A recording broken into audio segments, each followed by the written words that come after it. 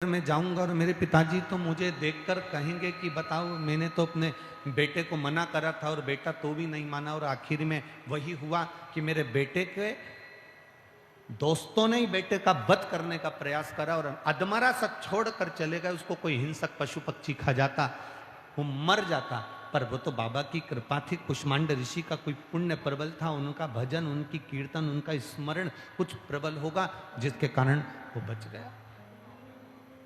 कोई बहुत बड़ा एक्सीडेंट हो जाए, कोई बहुत बड़ा रोग आ जाए, कोई बहुत बड़ी तकलीफ आ जाए, और उसके बाद भी तुम उस रोग से, उस एक्सीडेंट से, उस तकलीफ से अगर बाहर निकल जाओ तो समझ लेना तुम्हारे माता पिता या तुम्हारे घर का कोई व्यक्ति शंकर की आराधना करता होगा तो हम पार उतर गए, हम बच गए, हमारे प्राण बच गए, हम बचे।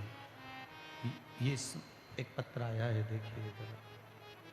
पत्र सारे अच्छे हैं पर कुछ पत्र जो आए हैं वो देख लीजिए। भगवान मालिक है साउंड।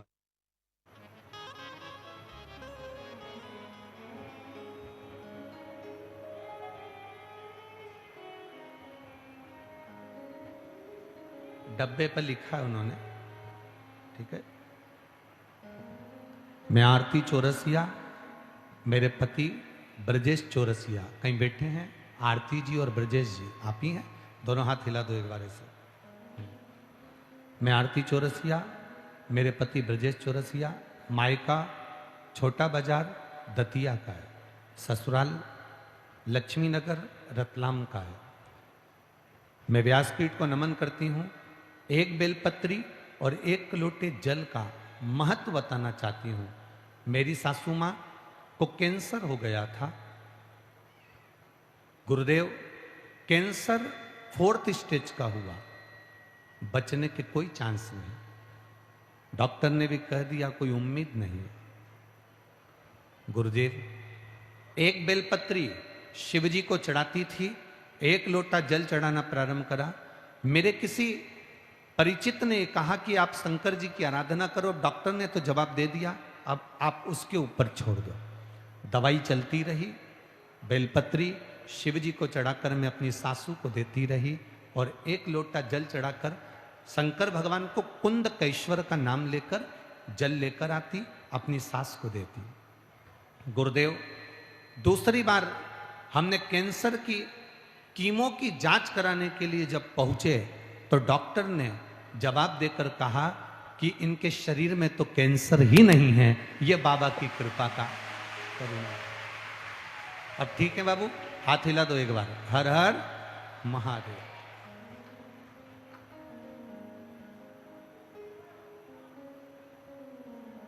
मैं बाबा को, पुष्टा छोटा है ना तो यहां भी लिखा है खोका है। मैं बाबा को वहां से प्रणाम करने के लिए यहां आई हूं गुरुदेव, क्योंकि मेरे बाबा ने मेरी सासू के कैंसर को समाप्त किया है, इसलिए यहां पहुंची हूं। शिव तत्व, बैठिए बहन। हर हर महादेव। एक पत्र और बड़ा सुंदर आया।